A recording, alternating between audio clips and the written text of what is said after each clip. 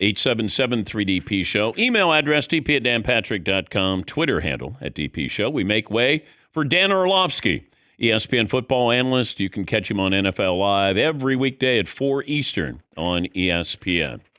Good to see you again. How many franchise quarterbacks are there in the NFL? I'd probably say 12 right now would be my guess off the top of my head. I mean, you'd have to say no question, Josh Allen at 1, Drake May is 2, Lamar Jackson, Joe Burrow 3, 4. I'm not going to put Rodgers in there just because of his age. I'm talking a little bit of longevity. CJ Stroud, no doubt. Mahomes. What's that? Mahomes. Yep, Mahomes, Herbert. I think Bo Nix is trending there, but it's probably too early to say without a doubt. I'll say that because I'm putting Drake May in there. So I think Nix has done enough. Jalen Hurts, no question. Dak Prescott. Jordan Love. Jared Goff. Matthew Stafford. I'm not going to put Stafford in there once again because of age. Purdy. Sam Darnold. So you're probably at 14, 15. Man, you're friendly. Well, I mean, depends on like what you want out of the franchise quarterback. I mean, I would put the franchise quarterback into one group that has 2 tiers. The first tier would be we win games because of you. And that's a very small group. That's Lamar, that's Patrick, that's Josh. Joe's probably in there.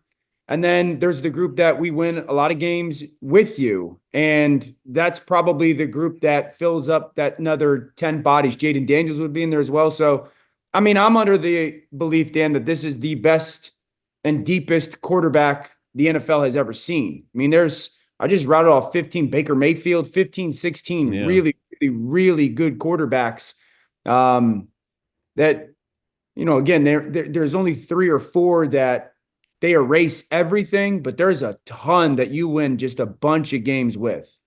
Lamar Jackson last night, I've always felt like the critics or analysts maybe underrate his passing, or they did early, and he became more of a runner. Now he's running less. It's 5 carries a game with the hamstring injury. He's probably not going to run as much. But what's that do to the offense? If you're a defensive coordinator and you know Lamar is not going to be taken off 10 times a game, maybe 5 times a game, how does that change your philosophy against them? Yeah, I would say right now it wouldn't.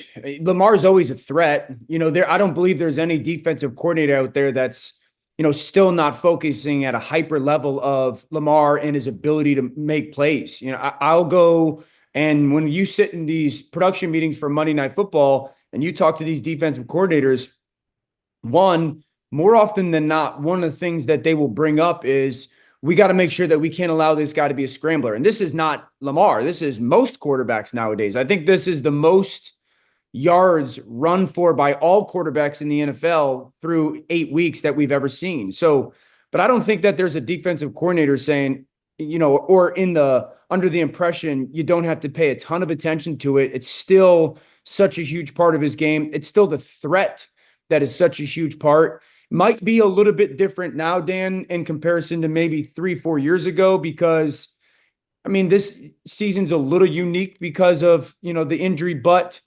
earlier on, it was more designed runs, more runs where he would be one of the 2 real options to carry the football. Now it's more likely for him to scramble, a second down pass situation, third down pass situation. So I still think he's equally as impactful. It's just a little bit more of a secondary play rather than a secondary option carrying the ball.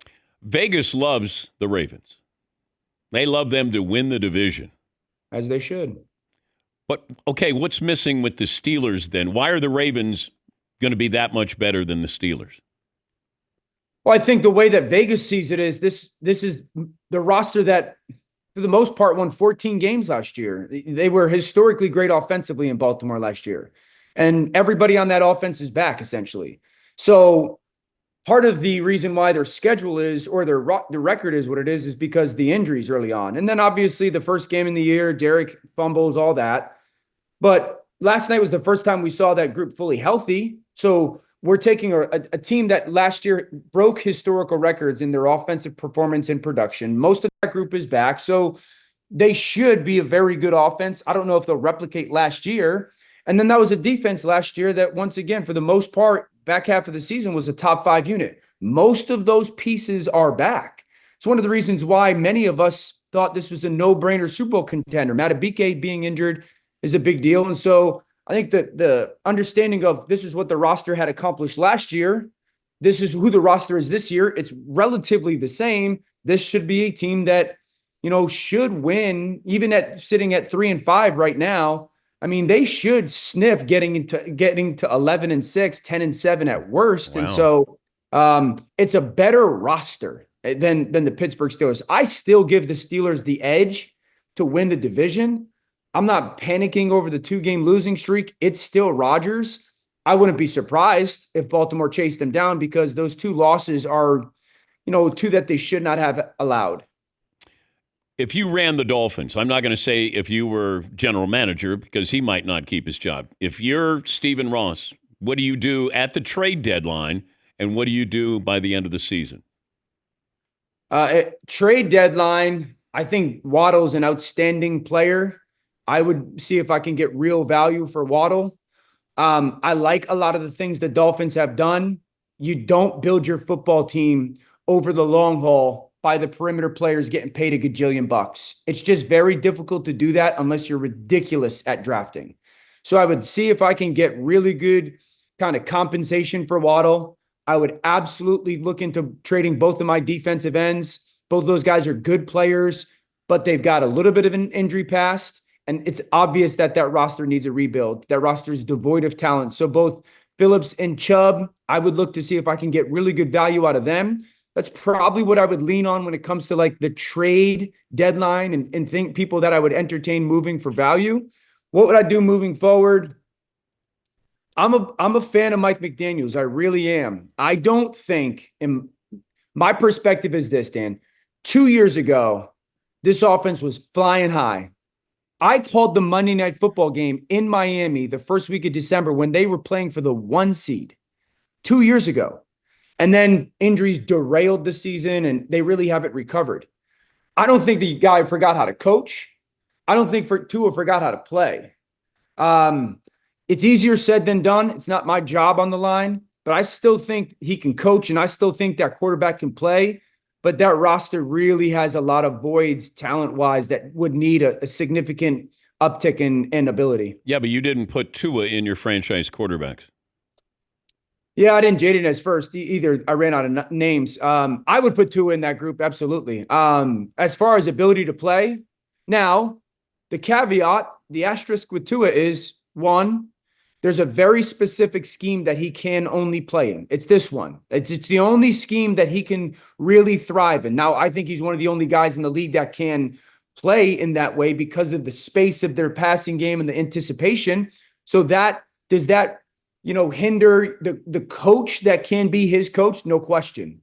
And then the 2 is you're always going to have the health issues kind of looming over the top of Tua. But I would put him in that group, no doubt. Talking to Dan Orlovsky of the Mothership, NFL Live, every weekday. They start at 4 Eastern. We make a big deal about the Chiefs and the Bills. And it just feels like we want this to be a rivalry. Sure. I don't know if it is a rivalry. Why? Because the Bills haven't won? Yeah. Well, the Bills have won a ton in the regular season, right? So in that regard, there's no doubt about it that it is. They obviously haven't gotten it done. It's like the Colts and the Patriots when Peyton was playing Tom. It's like the Red Sox and Yankees before the Red Sox finally won. It's, hey, great regular season. And then it comes to, nut cutting time and they fail. Yeah. I think the way that the games go in the postseason make me think a little bit more towards this is a bona fide rivalry. Both quarterbacks have been exceptional in those games.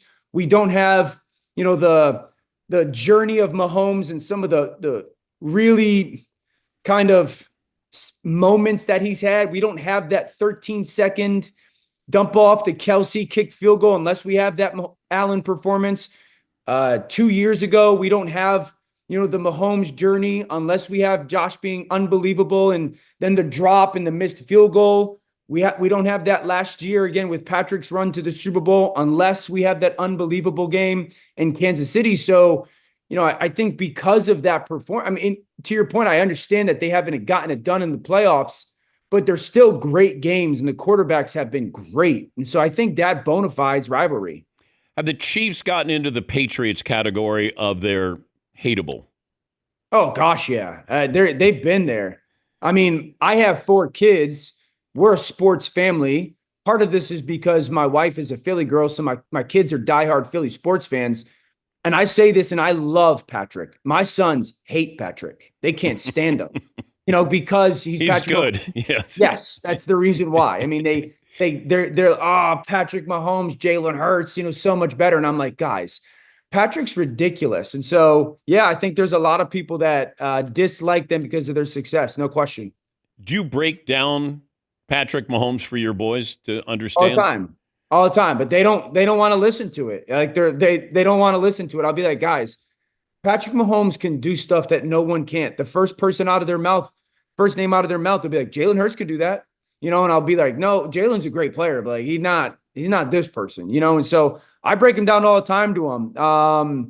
I think I do that for a lot of the quarterbacks, but yeah, Patrick is a guy that I'm Aaron playing so well. I'm like, and Matthew, Dad used to play, with these guys, and then they make fun of me for being old. But yeah, they're into it. Feels like Jalen Hurts is more of a rival to Patrick Mahomes than Josh Allen. Yes, because he's gotten it done in the playoffs. Yes, that's what I want to know. What do you do when you have to win a game? When I'm relying on you to win a game? Josh Allen's a wonderful talent. So is Lamar Jackson. But you don't want to be Charles Barkley or Patrick Ewing to Michael Jordan. Sure. Well, I would tell you that Josh and Lamar, while in the same group of not getting it done, one has not had it happen, not because of his performance. I mean, Josh has been great. Lamar is the guy that we would sit there and go, exceptional player. He's the one who has fallen a little bit more flat in those matchups and or in the playoffs than Josh has. So I agree with you. They got to get it done. I mean, it's everyone. I think there's a vast majority of NFL fans that look at Buffalo and look at Baltimore and go, we hope you get it done. We want to see you finally win it because both franchises have been so good for the past 5 or 6 years. Both quarterbacks are great. There's nothing else for either quarterback to accomplish other than that. And both organizations are very well run. So I think there's a huge group that would love to see a Baltimore or Buffalo get it done, but they got to get it done. How challenging is it on a daily basis when you go into the mothership, you see the rundown, and the Cleveland Browns and Shedeur Sanders or the Cowboys are going to be on there? And you got to come up with something new, something fresh. Yeah, it's hard. I mean, I always say this next month is the hardest month for me at my job. I know who like the playoff teams are for the most part, or at least the group. I know what they're good at. I know what they're not good at. I can only go on TV so much and tell these people, this team can run the ball. This team can't. This team's quarterback's really good. This team's isn't. And so you get into a little bit of a monotony in that element. And then I know that, okay, the Cowboys are going to be on there. Shedeur is going to be a talking point. I think being on daily, I think the people behind the scenes know me well enough. What do you have to say about the Cowboys? Nothing. I don't have to say anything about the Cowboys, guys. I don't want to talk about the Cowboys. Well, we have to talk about the Cowboys. No, we don't.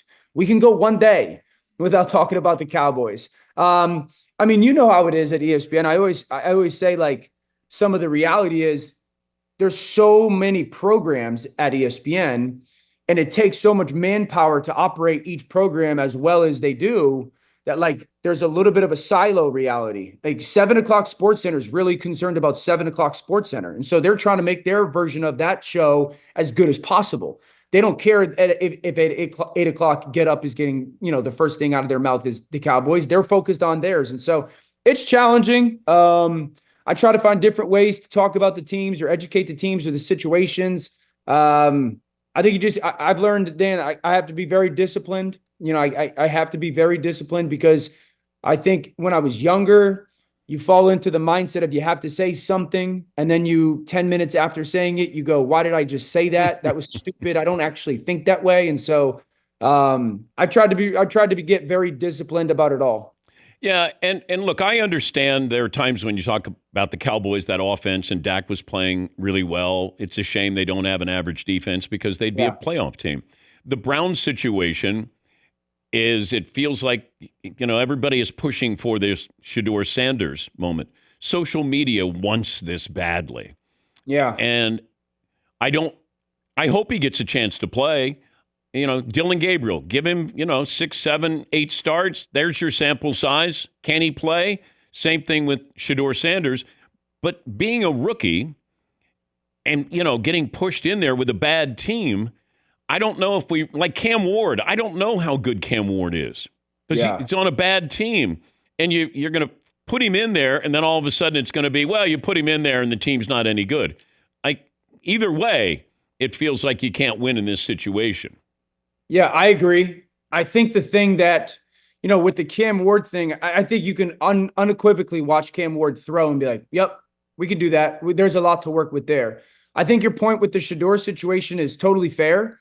The attention that Shedeur has gathered and earned in some ways, we know why. I mean, he was a high-end high school recruit that went with his dad to a small school. They were super successful. They go to Colorado. They do a lot of successful things at Colorado. He was a controversial draft prospect because of stories and play and talent and how good is he and whatnot and all that.